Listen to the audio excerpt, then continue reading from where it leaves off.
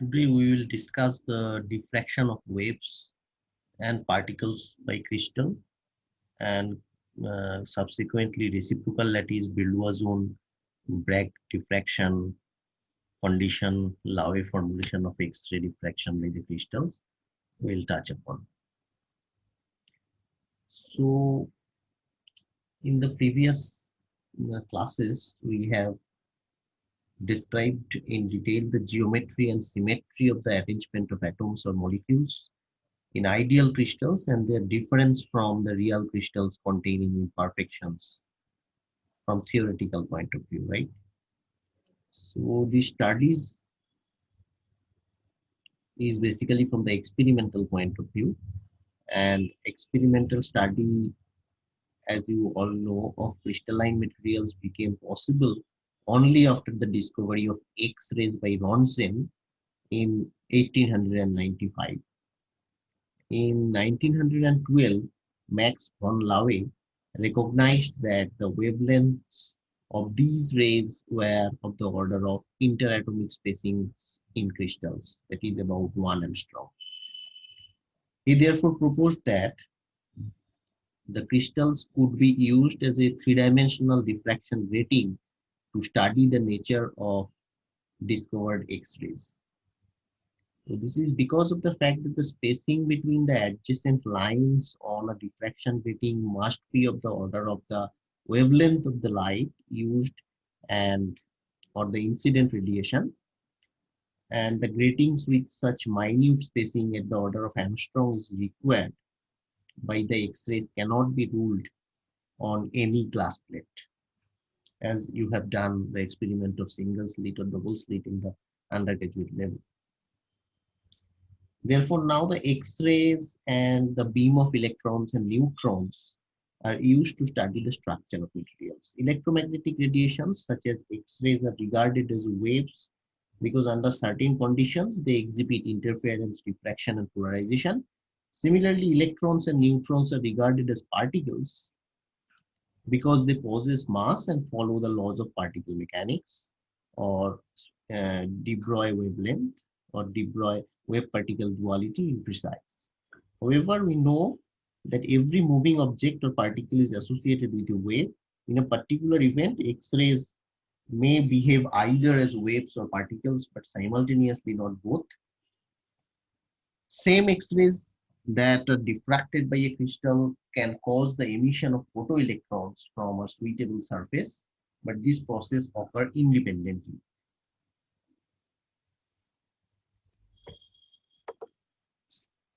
So a little bit of the reciprocal lattice, as you have already gone through in the undergraduate levels.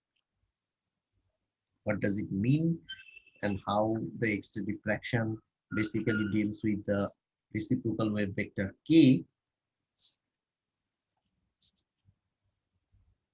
The crystal lattice may be considered as an assembly of various different sets of equidistant parallel planes, and instead it is conceptually more easy to visualize them in terms of their normals as one-dimensional lines.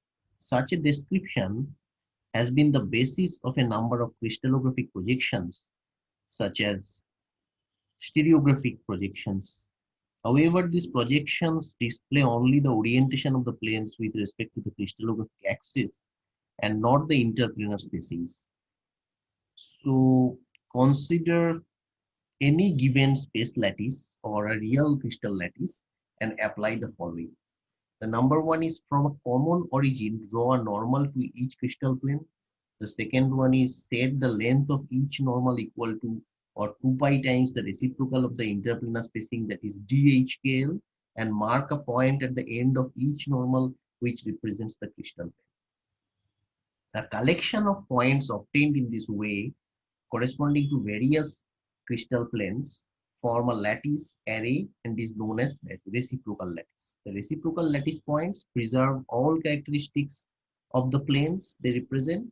The direction from the origin preserves the orientation of the plane, and the distance of the point from the origin preserves the interplanar spacings of planes it represents.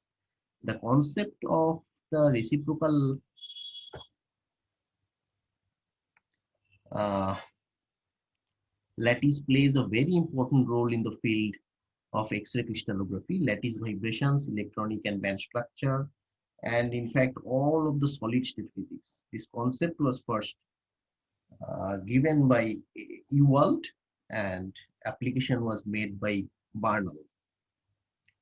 So the development of mathematical expressions using vector algebra showing relationships between the direct and the reciprocal lattices is comparatively compact and easy to understand. For simplicity, let us consider the two-dimensional case first. To simplify further, let us take the case of a rectangular lattice with primitive translation vectors a not equals to b and phi is equals to 90 degrees. Now, following the above statement procedure, draw the primitive reciprocal lattice vectors.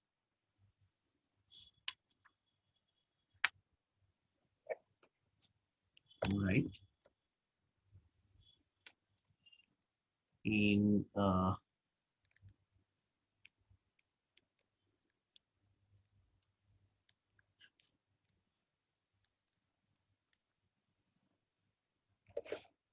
let me draw. So a star a is equals to 2 pi, b star b is also 2 pi, a star dot b is equals to b star dot a is equals to 0. And g, similar to the translation vector in the direct lattice, the reciprocal lattice vector connecting any point of the reciprocal lattice from the origin may be defined as n1 a star plus n2 b star, where the magnitude of the primitive translation vectors of the reciprocal lattice are given by a star is nothing but 2 pi by a, and b star in a like similar fashion 2 pi by b. For a general lattice, for a not equals to b and phi, the angle between is not 90 degrees. It is for rectangular lattice. The relationship between the direct and the reciprocal lattice is not as straightforward as in the above case. Here, if the angle between a and b is theta, then the angle between a star and b star will be pi minus theta. And in this case, the magnitude of the reciprocal lattice vectors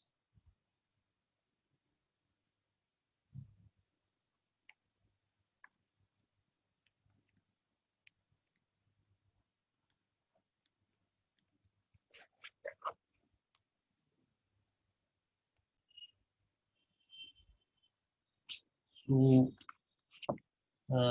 as I have discussed the case of a rectangular lattice, so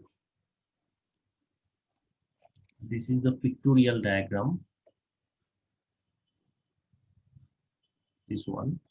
So this is the real space, this is the reciprocal space, and a star a is equals to 2 pi, and similarly b star b is equals to 2 pi, but a star b and b star a, the dot product between them are 0 as the angle is 90 degree. And if that is not 90 degree for the in general lattice,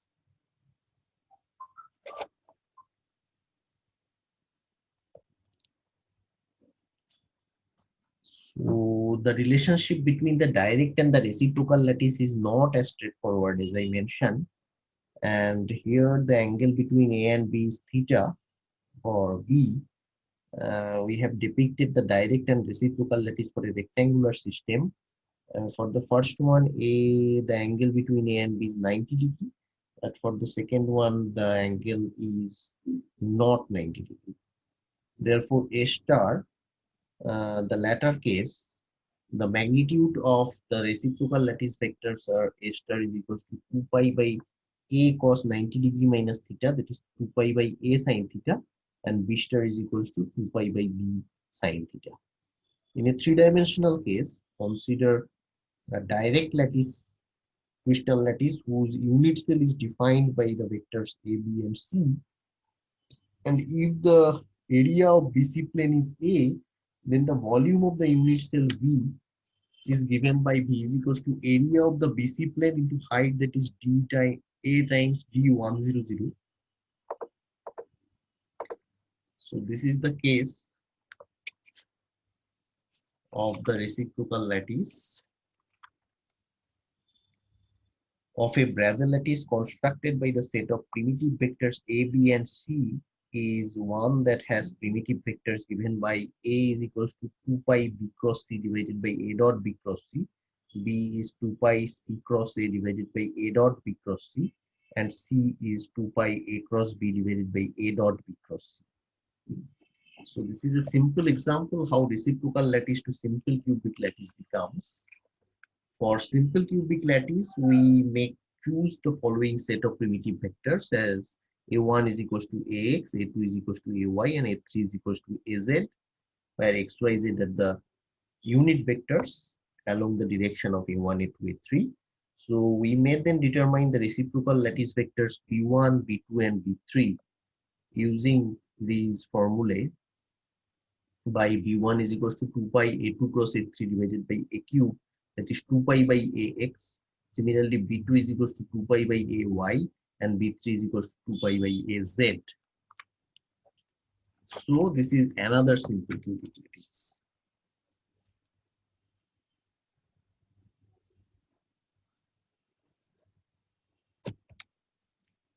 And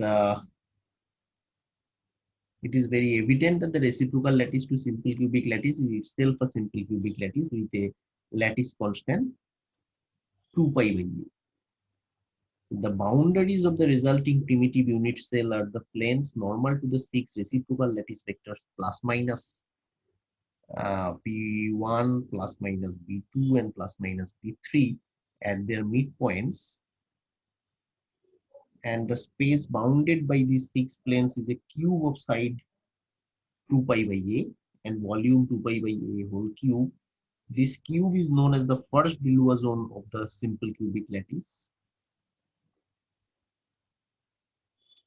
Then we will discuss the reciprocal lattice for a vector of BCC lattice.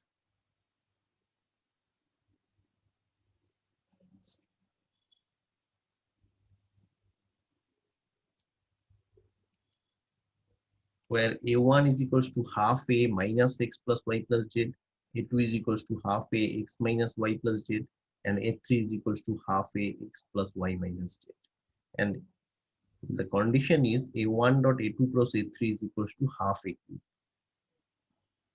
So b1 is nothing but a square by 4 divided by a cube by 2 x minus y plus z cross x plus y minus z into 2 pi, that is 2 pi by a z plus y minus z plus x plus y plus x, that is 2 pi by a y plus z.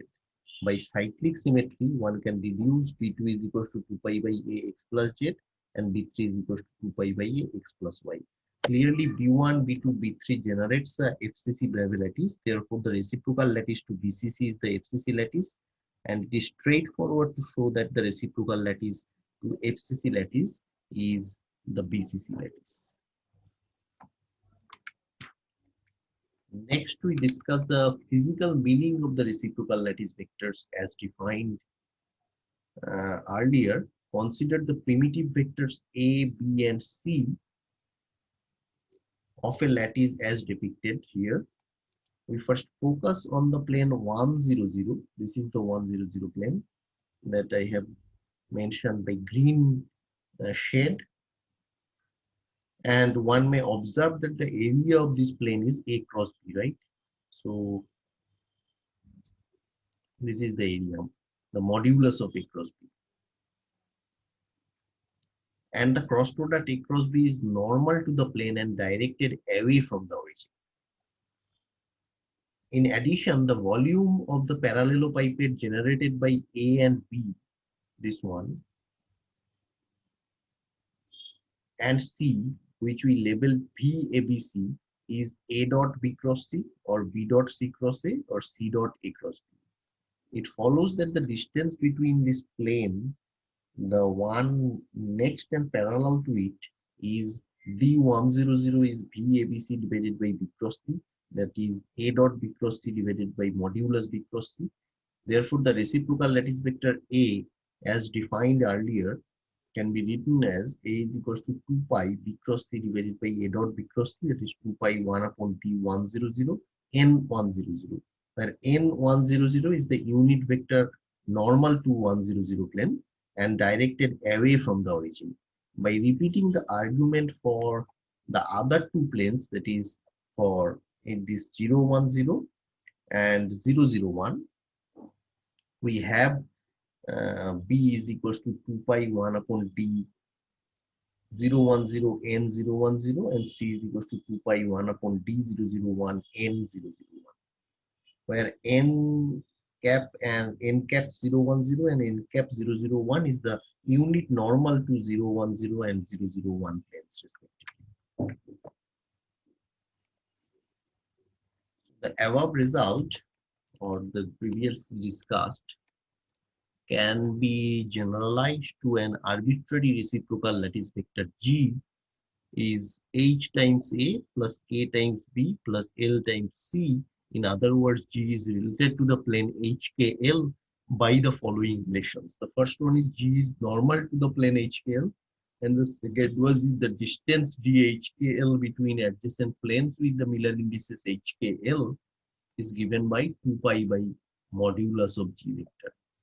The first proof comes here. By definition of plane HKL intersects the crystallographic axis along A, B, and C at the points L1A, L2B, and L3C respectively, where L1 is to L2 is to L3 is nothing but 1 upon H is to 1 upon K is to 1 upon L, where L1, L2, and L3 are integers. Now, all planes whose intercepts fulfill the above relation are parallel. Therefore, it suffices to prove that the one plane with intercepts 1 upon H, 1 upon K, and 1 upon L is perpendicular to G. So, one may observe that any vector on this plane can be expressed as a linear combination of the vectors 1 upon HA minus 1 upon KB, or 1 upon KB minus 1 upon LC, and 1 upon LC minus 1 upon HA. So it follows that if G is perpendicular to all of these three vectors, G must be parallel to HKL. As shown above, it is indeed the case where G dot 1 upon HA minus 1 upon KB is equals to HA plus KB plus LC dot 1 upon HA minus 1 upon KB, where HA dot A divided by H minus KB dot B divided by K. So KK cancels out, A cancels out, this is simply 0. In a similar fashion, G dot 1 upon KB minus 1 upon LC is also 0, and G dot 1 upon LC minus 1 upon HA is also 0. Note that this proof works only if none of HKL is 0. Suppose L equals to 0, then the plane to be considered is spanned by 1 upon HA minus 1 upon KB and C. It is straightforward to show that HA plus KB is perpendicular to these two vectors. In the case where two of the Miller indices are 0, that is K and L both 0, then only G is equals to A. And we have shown in the previous section that it is perpendicular to the 100 plane. Then the next proof comes here. The distance of a plane from the origin can be obtained from the projection of the position vector of an arbitrary point on the plane to the plane's normal. So from the previous equation, G is normal to the plane HKL. So DHKL is equals to G vector divided by modulus of G dot R. For any R terminating at the plane, we may in particular choose R is equals to A upon H for convenience, and therefore DHKL is equals to G vector divided by magnitude of G dot A vector divided by H, that is HA divided by G vector magnitude dot A divided by H, as since A dot B and A dot C is equals to 0, this becomes 2 pi by G. So we now return to the Bragg diffraction and see how it is related to the reciprocal lattice vectors. So recall the Bragg diffraction condition, that is 2d sine theta is equals to n lambda, where n takes the positive integer values like 1, 2, 3. And experimentally it is found that Bragg diffraction is elastic.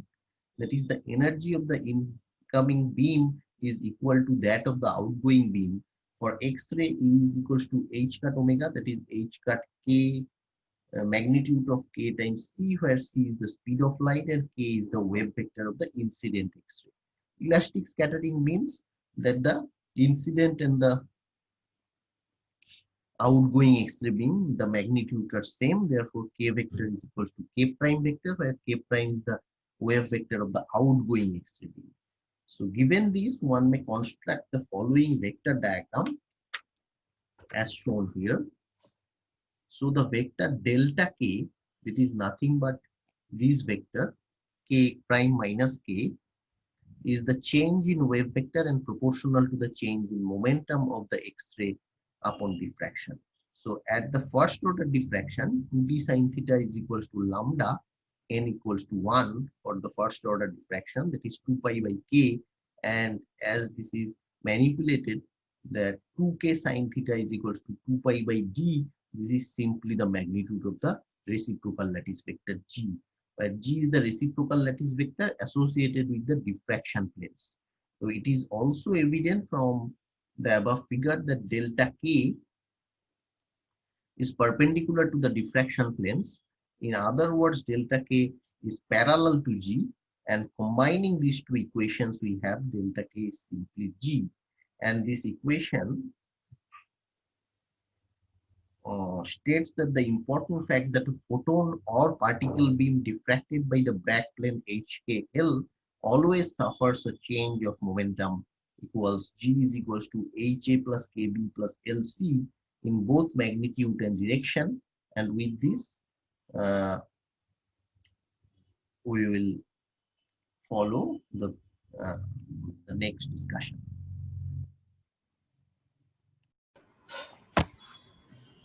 So a brief introduction of the reciprocal lattice and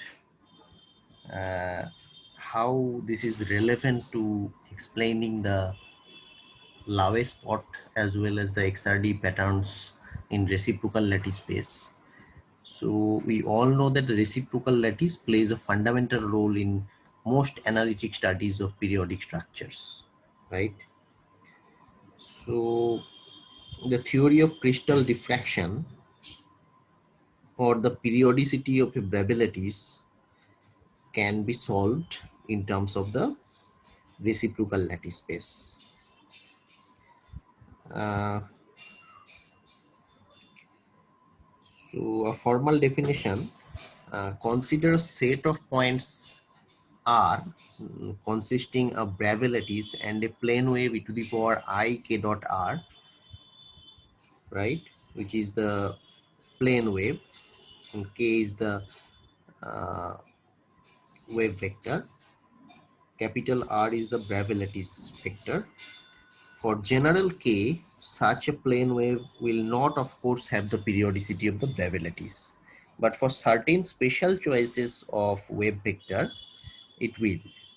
The set of all wave vectors, capital K, yield plane waves with the periodicity of a given Bragg lattice is known as its reciprocal lattice. Suppose capital K belongs to the reciprocal lattice of a Bragg lattice of point R vector, provided that the relation e to the power I k R plus R, small r plus capital R, if this is equals to e to the power I capital K dot R, which holds for any small r and for all capital R in the Bragg lattice, Therefore, e to the power I k dot r, one can characterize the reciprocal lattice as the set of wave vectors k satisfying this condition e to the power I k dot r is equals to 1 for all r in the Bragg lattice. Here note that a reciprocal lattice is defined with reference to a particular Bragg lattice. So the Bragg lattice that determines a given reciprocal lattice is often referred to as the direct lattice when viewed in relation to its reciprocal, right? So now the question is, the reciprocal lattice is a Bragg lattice, is also a Bragg lattice.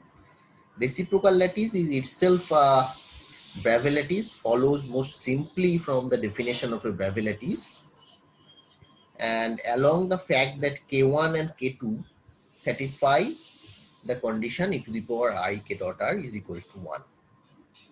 Let A1, A2 and A3 be a set of primitive vectors for the direct lattice. Then the reciprocal lattice can be generated by the three primitive vectors, as I have already mentioned earlier.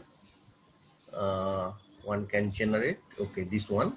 These are the formulae of obtaining the primitive vectors in the reciprocal lattice, that is capital A, B, C, or one can define it as B1, B2 and B3 from the primitive direct lattice vectors A, B and C. Okay, and uh, a set of primitive vectors for the reciprocal lattice, one first note that reciprocal lattice vectors Bi must satisfy Bi dot Aj is equals to 2 pi delta Ij, where delta Ij is the Kronecker delta symbol, which takes the value of 0 when I not equals to j and equals to 1 for I equals to j. Now, any vector k can be written as a linear combination of bi's, that is k is equals to k1 b1 plus k2 b2 plus k3 b3. And if r is any direct lattice vector, then r is can be written as the uh, primitive vectors of the direct lattice, that is n1 a1 plus n2 a2 plus n3 a3, where ni are integers, and it follows that k dot r, the dot product of the reciprocal and the direct lattice, gives us 2 pi times k1 n1 plus k2 n2 plus k3 n3.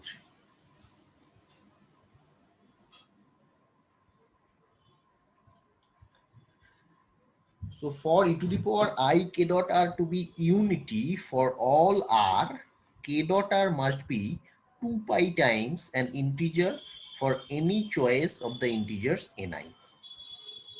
Now the question is, what is the reciprocal of the reciprocal lattice? Since the reciprocal lattice is itself a Bragg lattice, one can construct its reciprocal lattice. This turns out to be nothing but the original direct lattice. So one way to prove this by constructing C1, C2 and C3 out of the BIs according to the same formula that I have written earlier, which the BI are constructed from the AI. It then follows from a simple vector identities that Ci is equals to AI for I is equals to 1, 2, 3. A simpler proof follows from the observation that according to the basic definition, that is e to the power I k dot r is equals to 1, right? The reciprocal of the reciprocal lattice is the set of all vectors G satisfying e to the power I G dot k is equals to 1 for all k in the reciprocal lattice. Since any direct lattice vector R has its property, all direct lattice vectors are in the lattice reciprocal to the reciprocal lattice and can take the form of R. So no other vectors can be for a vector not in the direct lattice has the form R is equals to n1a1 plus n2a2 plus x1a1 plus x2a2 plus x3a3 with at least one non-integral xi. So for the value of I e to the power I bi dot r, that is equals to e to the power 2 pi I xi not equals to 1, and the condition, this one e to the power I g dot k is equals to 1, is violated for the reciprocal lattice vector k is equals to bi. Now the question is, what is the volume of the reciprocal lattice primitive cell? If V is the volume, right, of a primitive cell in the direct lattice, then the primitive cell of the reciprocal lattice has a volume 2 pi whole cube divided by V. This can be proved. Now the first Brillouin. This is the important statement here, that the Wigner-Schiess primitive cell of the reciprocal lattice is known as the first Brillouin. I repeat, the Wigner-Schiess primitive cell of the reciprocal lattice is known as the first Brillouin. As the name suggests, one also defines higher Brillouins, which are primitive cells of a different type that arise in the theory of electronic levels in a periodic potential. Although the term Wigner-Schiess cell and the Brillouin, first Brillouin, refer to identical geometrical constructions in practice, the latter term is applied only to the K-space cell. In particular, when reference is made to the first Brillouin of a particular R-space Bragg lattice, what is always meant is the Wigner-Schiess cell of the associated reciprocal lattice. Thus, because the reciprocal of the body-centered cubic lattice is face-centered cubic, the first Brillouin of the BCC lattice, which is this one, is just the FCC Wigner-Schiess cell, right? I repeat, because the reciprocal of the body-centered cubic lattice is face-centered cubic, the first Brillouin of the BCC lattice is just the FCC Wigner-Schiess cell, right?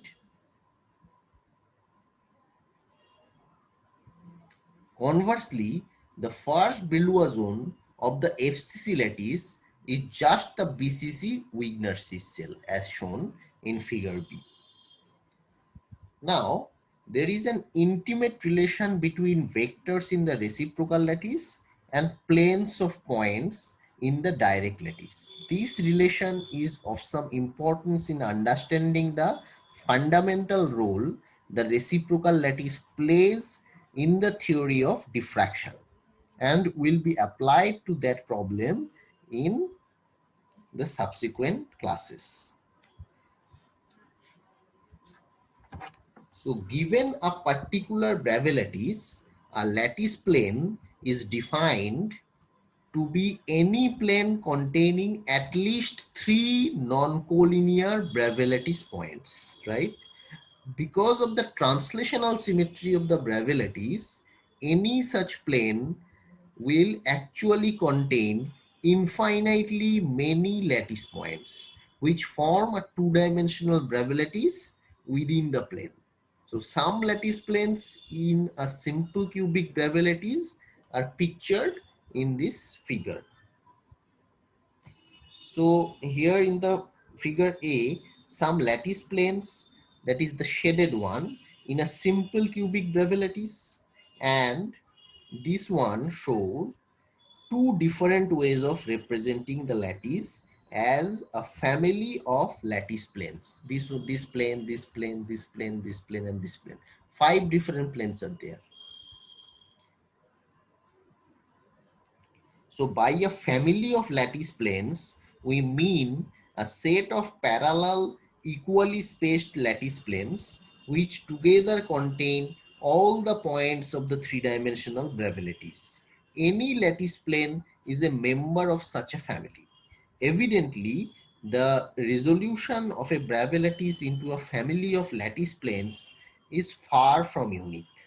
The reciprocal lattice provides a very simple way to classify all possible families of lattice plane which is embodied in a theorem. What is the theorem? For any family of lattice planes separated by a distance d, there are reciprocal lattice vectors perpendicular to the planes, the shortest of which have a length 2 pi by d. Conversely, for any reciprocal lattice vector capital K, there is a family of lattice planes normal to K and separated by a distance d, where 2 pi by d is the length of the shortest reciprocal lattice vector parallel to capital K.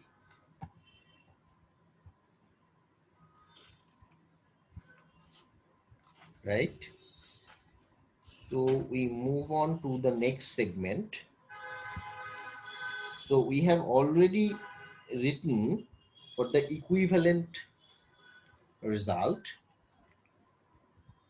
which is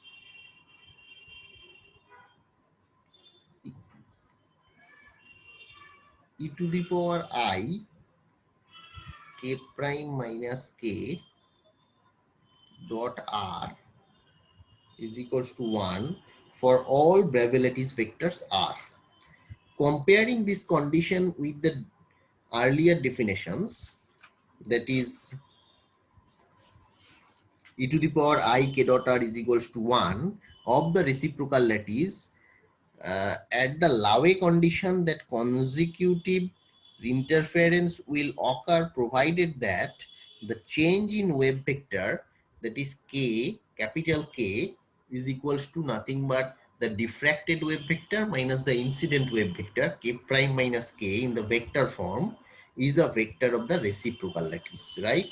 So it is sometimes convenient to have an alternative formulation of the Laue condition stated entirely in terms of the incident wave vector k. First note that because the reciprocal lattice is also a Bragg lattice, if k prime minus k is a reciprocal lattice vector, so is k minus k prime. If k prime minus k is a reciprocal lattice vector, so is k minus k prime. So if this k minus k prime is written as capital K, the condition that k and k prime have the same magnitude is small k is equals to the small k minus capital K. Squaring both sides yields the condition small k vector dot capital K unit vector is equals to half k.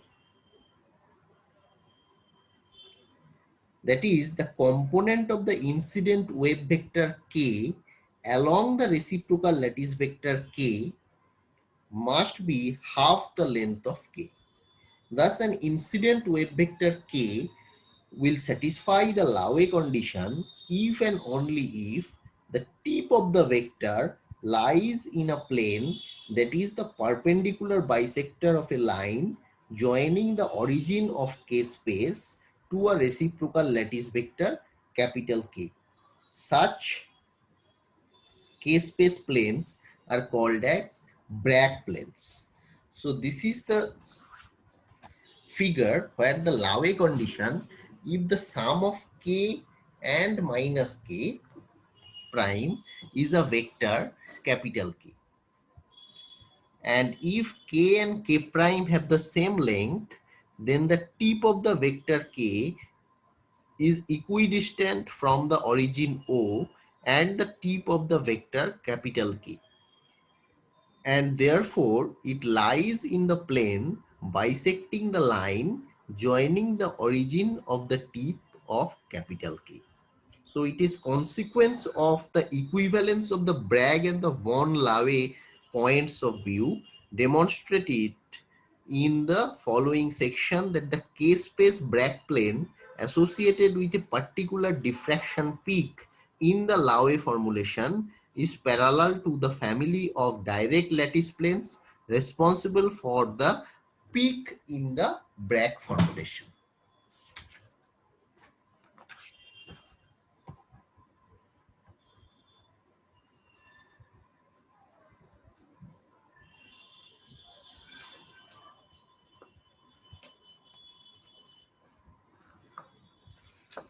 So moving on to the E-world construction, the relationship between the space lattice in real space and the corresponding reciprocal lattice is completely symmetrical. That is, the planes in one system can be represented as perpendicular to the rows of points in the other system. However, to make the quantities in reciprocal space numerically as well as dimensionally same as the quantities in real space, a factor of 2 pi is introduced. Uh, for example, the reciprocal lattice vector will now be equal to 2 pi times the reciprocal of the spacing of the HKL planes of the crystal lattice. Thus, multiplying all the vectors appearing by the factor 2 pi, the resulting E-world construction will become evident.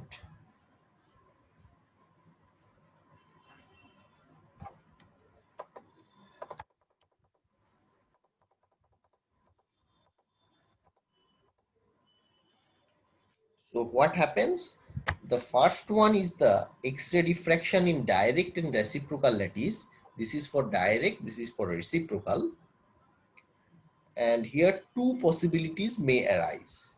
If the circle or the sphere in 3 dimension does not pass through any reciprocal lattice point, it will indicate that the particular wavelength in question will not be diffracted by the crystal in that orientation, and a reorientation of the crystal has to be made. Further, if the magnitude of the vector OA, that is OA, is less than 1 upon twice A, where A is the lattice parameter, the circle will not pass through any reciprocal lattice point, indicating that the X-ray diffraction will not occur if lambda is greater than twice A. On the other hand, it may be seen from the figure that the longer the vector OC, the shorter the wavelength. Greater is the possibility of circles intersecting a reciprocal lattice point, and hence the occurrence of diffraction is more probable. The second one is, if the circle passes through a reciprocal lattice points P, then OP is a reciprocal lattice vector normal to some set of lattice planes, that is AP. Hence OP is equals to sigma is equals to G, the magnitude of G, which is 1 upon D. Let K is equals to OC and K prime is equals to Cp be the incident and the reflected wave vector respectively, then the disposition of the vector requires that K prime is equals to K plus G. Now this equation shows that the scattering changes only the direction of K, and the scattered wave differ from the incident wave by a reciprocal lattice vector G. Since the elastic scattering, there will be no change in the magnitude of the vector, that is K is equals to K prime, both the magnitude is equals to 2 pi by lambda. Now squaring both sides of the equation, K prime is equals to K plus G, comes K prime square is equals to K plus G whole square, that is K square plus G square plus twice K dot G. And if we make use of this formula here, it simply becomes G square plus twice K dot G is equals to 0. This is the Bragg law in the vector form.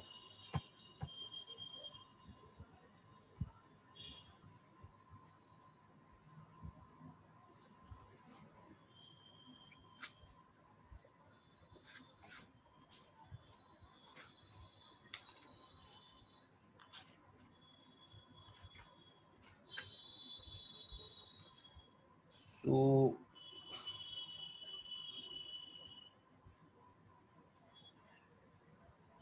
we have to discuss in more details the experimental geometry suggested by the Laue condition. An incident wave vector k will lead to a diffraction peak or Bragg reflection if and only if the tip of the wave vector lies on a k-space Bragg plane. Since the set of all Bragg planes is a discrete family of planes, it cannot begin to fill up three-dimensional k-space. And in general, the tip of k will not lie on a Bragg plane. Thus, for a fixed incident wave vector, that is for a fixed X-ray wavelength and fixed incident direction relative to the crystal axis, there will be in general no diffraction peaks at all. If one wishes to search experimentally the Bragg peaks, one must therefore relax the constraint of fixed k, either varying the magnitude of k, that is varying the wavelength of the incident beam, or varying its direction. In practice, varying the orientation of the crystal with respect to the incident direction. So UL construction provides a convenient graphical method to look for the Bragg diffraction condition for a Brillouin lattice. The procedure is as following. We draw in reciprocal space a sphere centered on the tip of the incident wave vector k drawn from the origin of radius k. This is the E-world sphere. A diffracted beam will form if this sphere intersects any lattice point capital K in the reciprocal space. The direction of the diffracted beam is the direction of K prime, that is K minus capital K. So a simple geometric construction due to E-world is of great help in visualizing these various methods and in deducing the crystal structure from the peaks so observed. So from the figure, there will be some wave vector k prime satisfying the Laue condition if and only if some reciprocal lattice point in addition to the origin lies on the surface of the sphere. So here, this is the reciprocal point, in which case there will be a Bragg reflection from the family of direct lattice planes perpendicular to that reciprocal lattice vector. In general, a sphere in k-space with the origin on its surface will have no other reciprocal lattice points on its surface, and therefore the E-world construction confirms our observation that for a general incident wave vector there will be no Bragg peaks. One can, however, ensure that some Bragg peaks will be produced by several techniques. The one of the technique is the Laue method.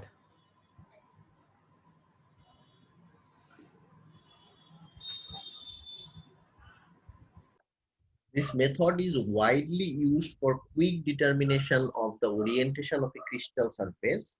The experimental setup is shown below.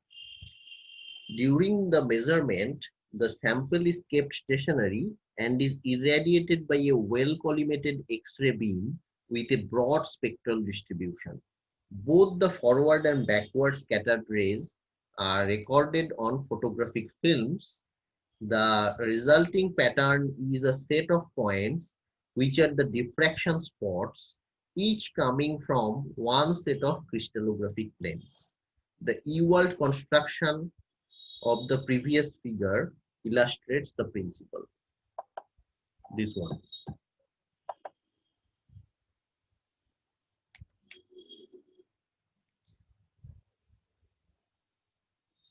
One can continue to scatter from a single crystal of fixed orientation from a fixed incident direction n cap.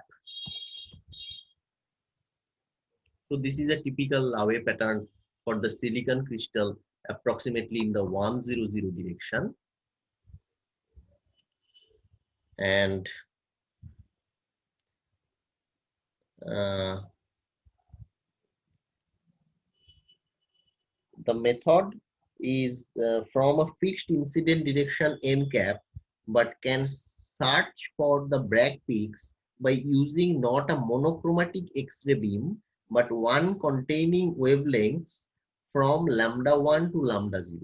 The UL sphere will then expand into the region contained between the two spheres determined by K0 is equals to 2 pi n here.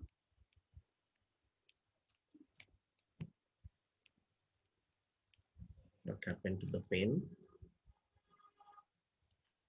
Two spheres determined by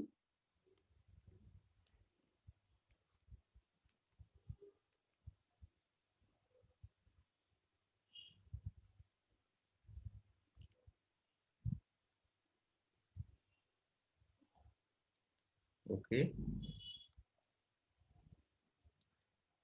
K0 is equals to 2 pi n divided by lambda 0 and K1 is equals to 2 pi n divided by lambda 1. And Bragg peaks will be observed corresponding to any reciprocal lattice vectors lying within this region. By making the spread in wavelengths sufficiently large, as you seen from this figure, one can be sure of finding some reciprocal lattice points within the region. Whereas by keeping it from getting too large, one can avoid too many Bragg reflections, thereby keeping the picture fairly simple. The Laue method is probably best suited for determining the orientation of a single crystal specimen whose structure is known. Since, for example, if the incident direction lies along a symmetry axis of the crystal, the pattern of spots produced by the Bragg reflected rays will have the same symmetry, since solid state physicists generally do study substances of known crystal structure. The Laue method is probably the one of the greatest practical interest. So what is this figure signifies? This is the E-world construction for the Laue method. The crystal and incident X-ray direction are fixed, and a continuous range of wavelengths corresponding to wave vectors between K0 and K1 in magnitude is present. The UL spheres for all incident wave vectors fill the shaded region, this region, this region, between the spheres centered on the tip of the vector K0 and that centered on the tip K1. Bragg peaks will be observed corresponding to all reciprocal lattice points lying within the shaded region. For simplicity, in illustration, the incident direction has been taken to lie in a lattice plane, and only reciprocal lattice points lying in that plane are shown only. So the another method is the rotating crystal method. This method uses monochromatic X-rays but allows the angle of incidence to vary. In practice, the direction of the X-ray beam is kept fixed and the orientation of the crystal varied instead. In the rotating crystal method, the crystal is rotated about some fixed axis, and all Bragg peaks that occur during the rotation are recorded on a film. As the crystal rotates, the reciprocal lattice it determines will rotate by the same amount about the same axis. Thus, the UL sphere, which is determined by the fixed incident wave vector k, is fixed in k space, while the entire reciprocal lattice rotates about the axis of rotation of the crystal. During this rotation, each reciprocal lattice point traverses a circle about the rotation axis, and a Bragg reflection occurs whenever the circle intersects the UL sphere. This is illustrated basically in this figure for a particularly simple geometry. So what happened? The E-world construction for the rotating crystal method, for simplicity, a case is shown in which the incident wave vector lies in a uh, lattice plane and the axis of rotation is perpendicular to that plane. The concentric circles, these are the circles, 1, 2, 3, 4, 5, 6, 7 circles, concentric circles, are the orbits swept out under the rotation by the reciprocal lattice vectors lying in the plane perpendicular to the axis containing K. Each intersection of such a circle with the E-world sphere gives the wave vector of a Bragg reflected ray. So these are the schematic diagram for the setup of the rotating crystal method.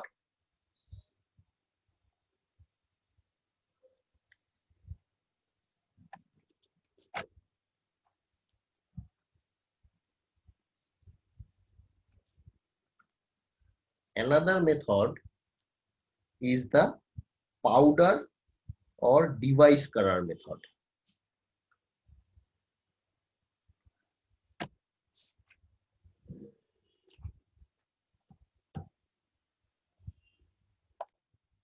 So as I have mentioned, this is the last method which are being used for the Laue condition is the powder or device color method. This is equivalent to a rotating crystal experiment in which in addition the axis of rotation is varied over all possible orientations. In practice, this isotropic averaging of the incident direction is achieved by using a polycrystalline sample or a powder, grains of which are still enormous on the atomic scale and therefore capable of diffracting X-rays. Because the crystal axis of the individual grains are randomly oriented, the diffraction pattern produced by such a powder is what one would produce by combining the diffraction patterns for all possible orientations of a single crystal.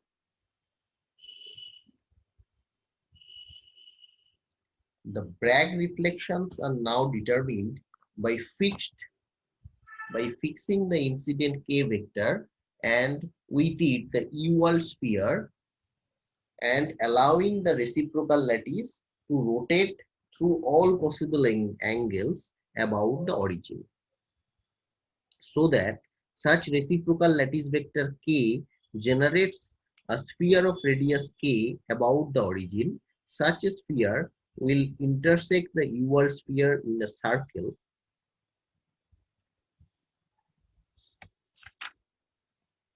this one, provided that K is less than twice K. The vector joining any point on such a circle with the tip of the incident vector K is a wave vector K prime for which scattered radiation will be observed. Thus, each reciprocal lattice vector of length less than twice K generates a cone, this type of cone. Here is the cone, the three-dimensional image of scattered radiation at an angle phi to the forward direction, where this figure signifies, this is the basic geometry where my K, capital K is nothing but, let me write it,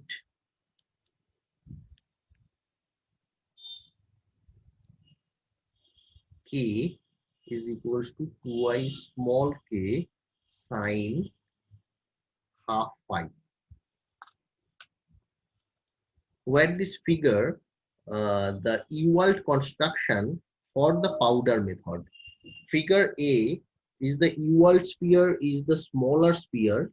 It is centered on the tip of the incident wave vector K with radius K, so that the origin O is on its surface.